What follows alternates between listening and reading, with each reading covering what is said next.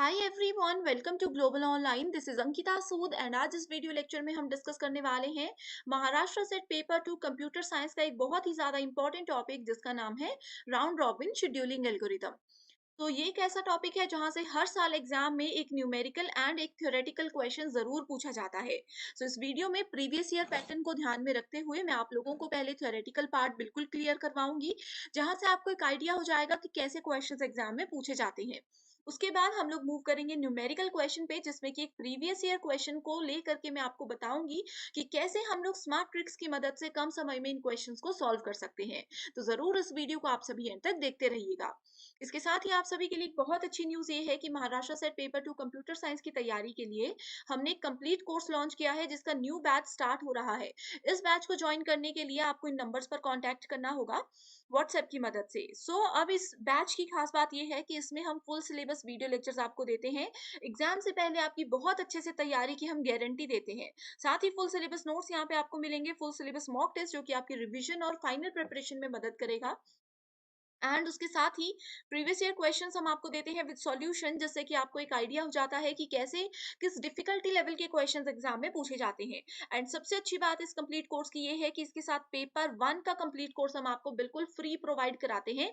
And in दोनों courses की validity रहेगी 1 ईयर। तो जल्दी से इन नंबर्स पर कॉन्टैक्ट करके आप इस कोर्स को ज्वाइन कर लीजिए। एंड इसके लिए आपको सिर्फ एक ही बार फीस पे करनी है, वो भी सिर्फ और सिर्फ 10,000 रुपीज। एंड स्टूडेंट्स इसको आप चाहो तो इंस्टॉलमेंट्स में भी पे कर सकते हो।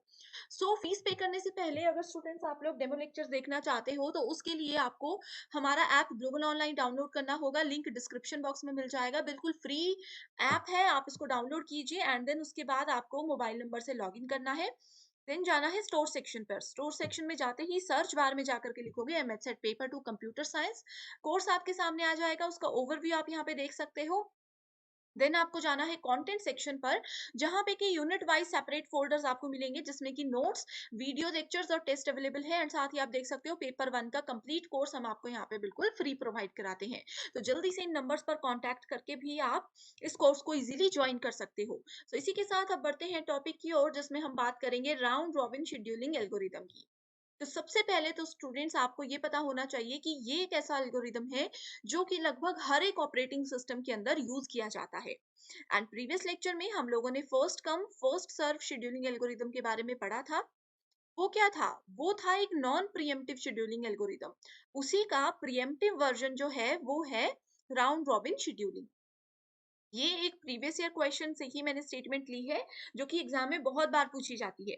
अब इसी स्टेटमेंट को थोड़ा सा घुमा करके ये भी पूछा जा सकता है कि क्या round robin scheduling algorithm pre-emptive है या फिर नहीं है। तो आप लोगों का इसमें आंसर होना चाहिए कि यस, ये शेड्यूलिंग एल्गोरिदम प्रिएम्प्टिव है। प्रिएम्प्टिव का मतलब क्या होता है कि किसी प्रोसेस को रन होते होते हम बीच में रोक देते हैं। That is called preemptive scheduling. अब देखो, मान लीजिए प्रोसेस P1 है, इसने सीपीयू को यूज कर रही है ये, एंड इसको लगने थे 10 सेकेंड। ठीक है, अभी ये प्रोसेस जो है सीपीयू इसको यूज कर रहा है अभी। वहीं बीच में आ गया प्रोसेस P2, जिसको एग्जीक्यूट होने में लगने थे सिर्फ 2 सेकेंड्स। अगर हम लोग प्रिएम्प्टिव शेड्यूलिंग को यूज कर रहे हैं तो हमारा सिस्टम क्या करेगा, प्रोसेस P1 को कुछ देर के लिए रोक देगा। एंड प्रोसेस P2 को क्या कर देगा, प्रोसेस P2 को वहां पे वो एग्जीक्यूशन में लगा देगा, क्योंकि इसमें कम समय लगना था इसको एग्जीक्यूट होने में एंड इसको वेट कम करना पड़े। इस वजह से प्रिएम्प्टिव शेड्यूलिंग एल्गोरिदम के अंदर इस तरह के प्रोटोकॉल्स को यूज किया जाता है। तो ये जो प्रोसेस मैंने आपको बताया कि एक प्रोसेस को बीच में रोक देते हैं एंड दूसरा प्रोसेस आ जाता है एग्जीक्यूशन के लिए, ये एक इंपॉर्टेंट पार्ट है राउंड रॉबिन शेड्यूलिंग एल्गोरिदम के अंदर। अब दूसरी इंपॉर्टेंट चीज इसमें ये है कि ये हमेशा टाइम शेयरिंग को यूज करता है। इस चीज को नोट कर लीजिएगा कि कहीं पे भी आपको time sharing, time bound, time slice या फिर टाइम क्वांटम ये टर्म्स नजर आती हैं, तो इसका मतलब है कि we are talking about round robin scheduling algorithm. Okay, so इसमें क्या होता है, इसमें हर एक प्रोसेस को एक टाइम दिया जाता है। फॉर एग्जाम्पल मान लीजिए एक प्रोसेस को हमने 2 सेकेंड्स दिए, कि चाहे आप एक प्रोसेस को 10 सेकेंड्स लगने हो, चाहे एक प्रोसेस को 50 सेकेंड्स लगने हो, चाहे एक प्रोसेस को 1 सेकेंड लगना हो। हमने सिस्टम को बोल दिया है कि सिर्फ 2 सेकेंड के लिए ही कोई प्रोसेस एग्जीक्यूट होगा लगातार। जैसे ही उसके 2 सेकेंड कंप्लीट हो गए अगला प्रोसेस आ जाएगा। ठीक है, ये होता है राउंड रॉबिन में। ये वाला प्रोसेस बहुत इजी है एंड मोस्टली यूज होता है ऑपरेटिंग सिस्टम्स में, इसीलिए एग्जाम में इस वाले एल्गोरिदम पे ज्यादा फोकस किया जाता है। तो बढ़ते हैं हम न्यूमेरिकल की ओर, जिसमें कि आप देख सकते हो प्रोसेस आईडी गिवन है, अराइवल टाइम गिवन है, बर्स्ट टाइम गिवन है। 5 प्रोसेसेस आर देयर एंड इसमें की बोला गया है कि हर एक प्रोसेस को सीपीयू शेड्यूलिंग पॉलिसी के अकॉर्डिंग टाइम दिया गया है सिर्फ 2 यूनिट्स। शुरू कहाँ से करना है? टाइम क्वांटम 2 है, उसको आप लोगों ने नोट कर लेना है, ठीक है। तो सबसे पहले आता है हमारे पास रेडी क्यू, ठीक है। सो आप लोगों ने रेडी क्यू को यहां पे इस तरह से स्टूडेंट्स लिख देना है, राइट। रेडी क्यू के बाद जस्ट अ सेकेंड, ठीक है, यहां पे आ गया हमारे पास रेडी क्यू, यहां पे आ गया हमारे पास रनिंग क्यू। ये दो चीजें आपने पहले कर देनी है, ठीक है। उसके बाद क्या करना है? उसके बाद सबसे पहले आपने देखना है अराइवल टाइम किसका सबसे कम है, यानी कि सबसे पहले कौन अराइव हुआ, 1 बजे, 2 बजे, 3 बजे, 4 बजे, मैं टाइम के अकॉर्डिंग बता रही हूं, ठीक है। सो यहाँ पे सबसे पहले अराइव होगा 0, यानी कि P1। तो रेडी क्यू में सबसे पहले कौन आ जाएगा? रेडी क्यू में सबसे पहले आ जाएगा हमारे पास P1, ठीक है। सो रेडी क्यू में अगर P1 आ गया, टाइम क्वांटम दिया गया है 2, लेकिन ये चलेगा 5 तक, तो कितना बच गया? 5 में से 2 चले गए, अभी भी हमारे पास 3 बर्स्ट टाइम इसका रिमेनिंग है। तो रेडी क्यू में है, 0 पे चला, हमने P1 को रेडी क्यू से ले आया रनिंग क्यू में, ठीक है। ये कितने टाइम तक चला? ये सिर्फ 2 यूनिट्स तक चला। ये बिल्कुल बेसिक स्टेप है। उसके बाद अब क्या करना है? अब आप देख सकते हो यहाँ पे रनिंग क्यू में देखना है आपने, रनिंग क्यू में 0 से लेकर के 2 के बीच में, रनिंग क्यू में क्या हुआ? 0 से लेकर के 2 के बीच में हमने देखा कि समय काफी ज्यादा इसने ले लिया, ठीक है। सो 0 से 2 के बीच में जब तक P1 रन हो रहा था, तो 0 से 2 के बीच में और कौन कौन सी प्रोसेसेस आ गई? P2 and P3। यानी कि जब तक P1 रनिंग क्यू में था, तब तक रेडी क्यू में 2 और प्रोसेसेस ऐड हो गई, जिसका नाम है P2 एंड P3। ये दोनों इस बीच ऐड हो गई, ठीक है। अब क्या करना है? क्योंकि आप देख सकते हो कि P2 जो कि 5 यूनिट तक चलना था, अभी तक सिर्फ 2 यूनिट तक चला, यानी कि इसमें 3 यूनिट्स अभी बाकी हैं। इसका मतलब ये है कि अभी तक कंप्लीट नहीं हुआ है, तो इसको हम कहाँ ऐड कर देंगे? फिर से P1 को हम रेडी क्यू में ऐड कर देंगे, ठीक है। सो आई होप इतना कॉन्सेप्ट आप लोगों को बिल्कुल क्लियर हो चुका है।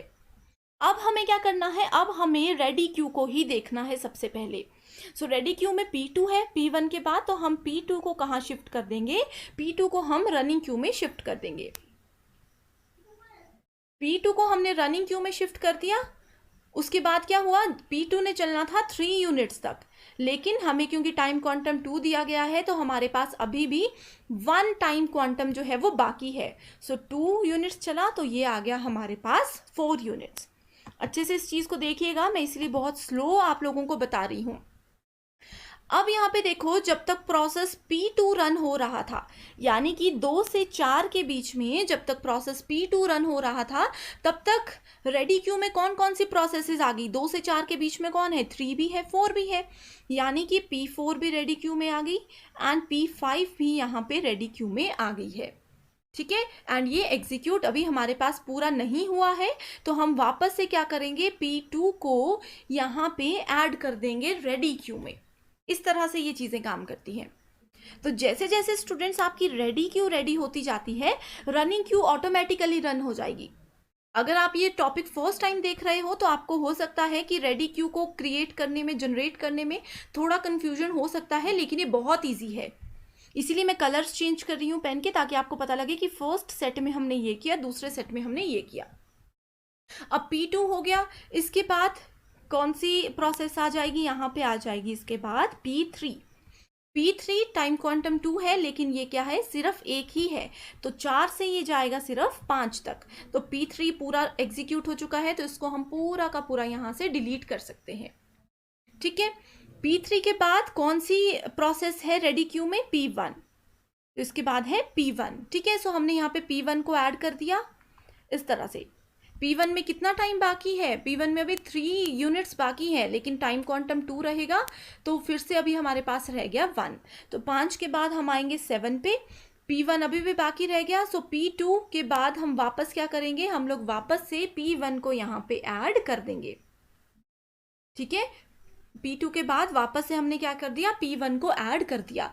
अब स्टूडेंट्स वैसे ही मैं कह रही हूँ कि रेडी क्यू अगर आपकी कंप्लीट अच्छे से बनती जा रही है तो रनिंग क्यू आपके लिए बहुत ही ज़्यादा ईजी हो जाती है। ठीक है, अब नेक्स्ट स्टेप में P1 के बाद क्या है, P1 के बाद है हमारे पास P4। सो P4 पे आएंगे तो P4 का टाइम कितना है 2 एंड हमारे पास यूनिट भी दी गई है 2। तो ये भी जो है पूरा का पूरा यहाँ पे एग्जीक्यूट हो चुका है, तो इसको भी हम डिलीट कर देंगे। सो P4 यहाँ पे आ गया, ये आ गया यहाँ पे 9 हमारे पास। ठीक है, P4 के बाद रेडी क्यू में क्या है, P5। इसके बाद P5 है, सो P5 को हम यहाँ पे लिख देंगे। ठीक है, P5 का यूनिट है 3 लेकिन हमें 2 करना है तो अभी भी 1 हमारे पास पेंडिंग है। तो 9 के बाद 11, क्योंकि 1 अभी तक पेंडिंग है तो हमने P5 को फिर से यहाँ पे लिख दिया। ठीक है, जैसे देखो P4 एक ही बारी में कंप्लीट हो गया ना, P3 एक ही बार में कंप्लीट हो गया, तो इसको हमने वापस रेडी क्यू में नहीं रखा। लेकिन P5 3 यूनिट्स थे, इसका 1 यूनिट बाकी रह गया तो इसको हम लास्ट में ऐड कर देंगे। वैसे ही जैसे जैसे यूनिट्स बचते जाएंगे हम इसको आगे आगे ऐड करते जाएंगे। ठीक है, P5 के बाद आप यहाँ पे देख सकते हो P2। ठीक है, P2 में अभी कितना बाकी है, P2 में सिर्फ 1 यूनिट बाकी है, यानी कि हम इसको लिख देंगे 12। P2 के बाद क्या आता है हमारे पास P1 आता है। P1 में कितना यूनिट बाकी है 1, सो यहाँ पे लिख देंगे 13।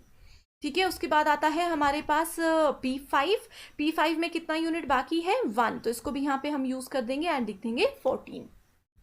सो इस तरह से काम करता है राउंड रॉबिन शेड्यूलिंग। जैसे मैंने बताया था कि एक प्रोसेस को हम बीच में रोकते हैं, उसके बाद दूसरे प्रोसेस को आने देते हैं।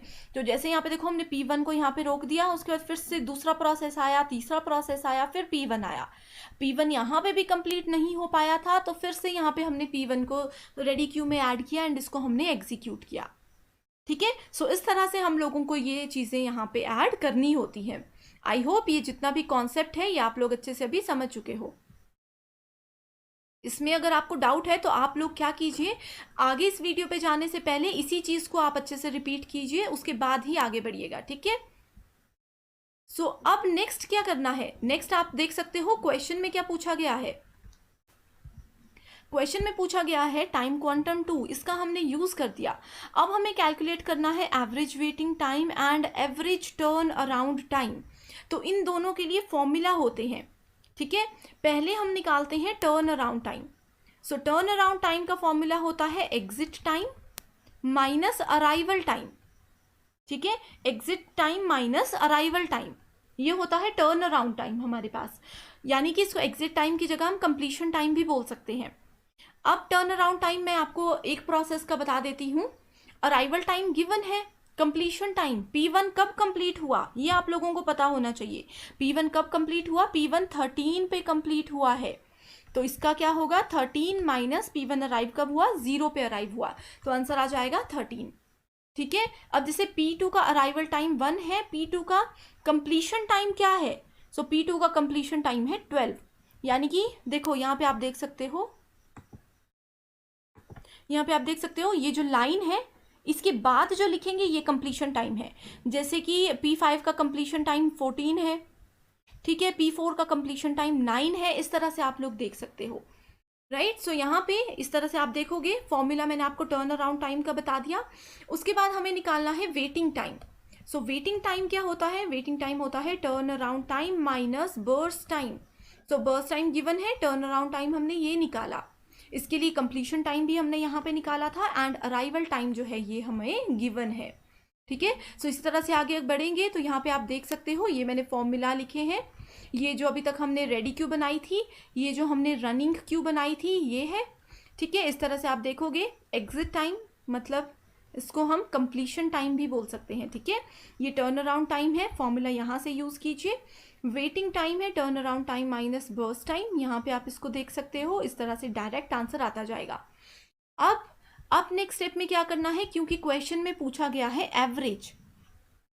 अब आपको पता है कि एवरेज किसी भी चीज की कैसे निकालते हैं, कि जो टोटल आया है डिवाइडेड बाय टोटल नंबर कितना है। So average turn around time क्या होगा, 13 + 11 + 3 + 6 + 10 डिवाइडेड बाय 5। तो यहाँ पे देखो इन सबको हमने डिवाइड किया, divided by 5 is equals to 8.6 units. वहीं पे एवरेज वेटिंग टाइम क्या है, 8 + 8 + 2 + 4 + 7 divided by 5 is equals to 29/5 is equals to 5.8 units. So ये है हमारा इसका आंसर। आई होप आप लोग इसको अच्छे से समझ चुके हो।